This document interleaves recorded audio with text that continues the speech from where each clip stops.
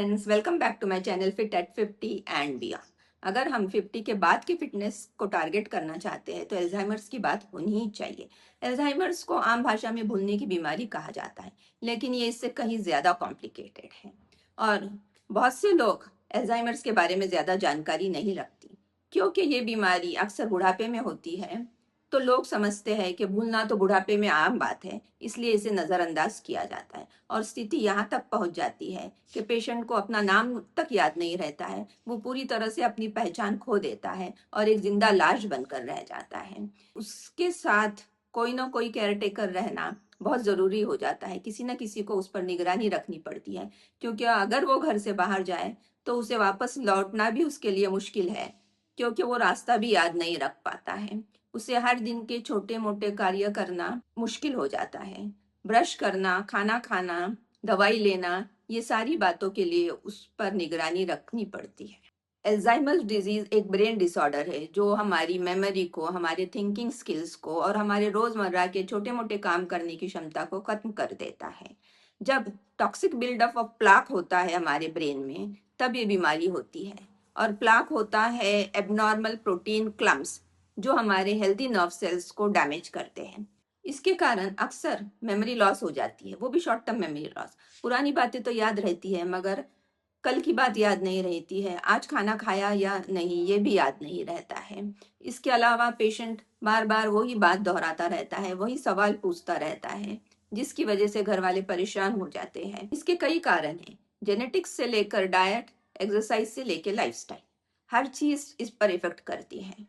लेकिन ये बीमारी हालांकि 65-70 में होती है, मगर इसकी शुरुआत इससे कहीं पहले होती है। 40s 45 में ही ये प्लाक डेवलपमेंट होना शुरू हो जाता है। ये बहुत धीरे धीरे बढ़ता है और जब एक लिमिट क्रॉस करता है तभी इसके इफेक्ट्स नजर आते हैं। इसीलिए जरूरी है कि 40-45 से ही हम अपनी मेंटल हेल्थ के प्रति जागरूक रहें। इसके लिए हमें क्या करना चाहिए? फर्स्ट एंड फॉरमोस्ट हमें नई चीजें सीखनी चाहिए। बहुत से लोग ये कहते हैं कि अब हमारी उम्र हो गई, ये सीखना हमारे लिए मुश्किल है, मगर ऐसा करने से हमारे ब्रेन का डेवलपमेंट बंद हो जाता है। वो कहते हैं ना, यूज इट और लूज इट। ब्रेन भी एक मसल है, जिसका यूज हम बंद कर देंगे तो हम धीरे धीरे इसे खो देंगे। 50 साल की उम्र के लोग नई टेक्नोलॉजी से परहेज करते हैं। हमने देखा है जब स्मार्टफोन आया तो बहुत से ऐसे लोग थे जिन्होंने कहा कि ये हमसे नहीं होगा, हम ये नहीं सीख पाएंगे, हम अपने पुराने फोन ही यूज करेंगे। मगर हमने ये भी देखा, इसी उम्र के कुछ लोग बहुत ही आसानी से अडेप्ट हो गए और उन्होंने स्मार्टफोन बहुत ही अच्छी तरीके से यूज करना सीख गए। उसी तरह मुझे याद है जब 90s में हमारे ऑफिस में कंप्यूटर्स आए थे और डिजाइनिंग सॉफ्टवेयर्स आए थे। पहले लोग बोर्ड पर डिजाइन्स बनाते थे, ड्राइंग्स बनाते थे। जब कैट जैसे सॉफ्टवेयर्स आ गए तो कुछ लोगों ने कहा हम ये नहीं कर सकते और उन्होंने काम करना छोड़ दिया। मगर उसी उम्र के कुछ लोग ऐसे थे जिन्होंने ये सीखा और ये काम करना शुरू किया। अब इन दोनों में जो फर्क होता है वही अल्जाइमर्स का कारण बन सकता है। आपके जो स्किल्स है जैसे ड्राइविंग के, इसे आप करते रहिए। बहुत से लोग कहते हैं और बच्चे भी अपने पेरेंट्स को मना करते हैं कि अब आप गाड़ी मत चलाइए, कहीं आप गिर गए तो परेशानी होगी। मगर पूरे एहतियात के साथ भले ही आप स्लो ड्राइव करो, मगर ड्राइव करते रहो, अपने आप को पुश करो और चैलेंजेस लेते रहना। जब हम सोचते हैं कि अब हम ये तकलीफ नहीं उठाएंगे तो इसका इफेक्ट डायरेक्टली हमारे ब्रेन डेवलपमेंट पर पड़ता है। दूसरा है सोशल नेटवर्क। अगर आप सोशली एक्टिव रहे, आपका फ्रेंड सर्कल हो, आपके रिश्तेदारों में उठना बैठना हो, आपके घर में भी आप इन्वॉल्व रहे, तो आपका ब्रेन डिक्लाइन स्लो हो जाता है। और आप अगर अकेले चुपचाप अपने कमरे में बंद रहते हो, पूरा टाइम मोबाइल पर रील्स देखते रहते हो, तो आपके ब्रेन डिक्लाइन की रफ्तार तेज हो जाती है। तीसरा है एक्सरसाइज। एक्सरसाइज तो वैसे भी हर मर्ज की दवा है, लेकिन अल्जाइमर्स में योगा का बहुत ही इंपॉर्टेंस है। योगा में एक प्राणायाम है, ब्राह्मरी प्राणायाम। इस प्राणायाम के जो साउंड वेव्स हमारे ब्रेन में घूमते हैं, तो ये हमारे ब्रेन के नर्व्स को एक्टिवेट करते हैं, इसके डिक्लाइन को रोकते हैं और जो प्लाक फॉर्मेशन होता है, जो प्रोटीन के क्लम्प्स फॉर्म होते हैं, इसको भी ब्रेक डाउन करते हैं। भ्रामरी प्राणायाम बहुत ही आसान है और आपकी उम्र चाहे कितनी भी हो, आप इसे आसानी से कर सकते हैं। मैं आगे आपको बताती हूँ ये किस तरह किया जाता है।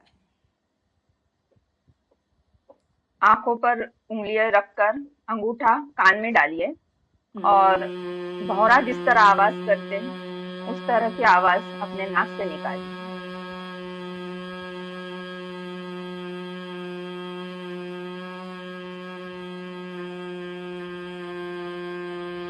कान बंद होने के कारण इस ध्वनि के जो वेव्स है हमारे ब्रेन के नर्व्स को एक्टिवेट करते हैं।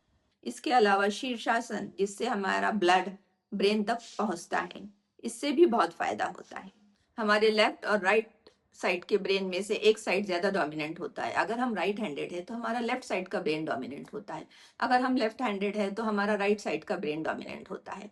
अगर हम राइट हैंडेड है तो हमें कोशिश करना चाहिए कि लेफ्ट हैंड से हम कुछ काम करने का प्रयास करें। अगर हम 2-4 लाइन भी लेफ्ट हैंड से लिखने की डेली कोशिश करें तो इससे हमारे राइट साइड का ब्रेन जो डोमिनेंट नहीं है वो डेवलप होता है और इसका डिक्लाइन कम होता है। हम ब्रश भी करते हैं तो राइट हैंड की जगह पर हम लेफ्ट हैंड से ब्रश करने की कोशिश करें। हमारे जिंदगी के अंत तक एक प्रोडक्टिव, हेल्दी और जॉयफुल लाइफ जीने के लिए हमें ये छोटे छोटे चेंजेस इनकॉर्पोरेट करने चाहिए, जिससे ना हम किसी और पर बोझ बने और ना ही हमारी जिंदगी हम पर बोझ बन जाए। इन शॉर्ट, हमें अपने आप को मेंटली चैलेंज करना है। जो भी चीज हम आसानी से नहीं कर पाते उसे करने की कोशिश करना है, नई चीजें सीखना है। हमारे जो पुराने स्किल्स है जैसे ड्राइविंग हो गया, इसे करते रहना है, इसे छोड़ना नहीं है। इसकी वजह से हमारा ब्रेन का शार्पनेस बना रहेगा, इसका डिक्लाइन कम होगा और इसके कारण हम अपने आप को अल्जाइमर से बचा सकते हैं।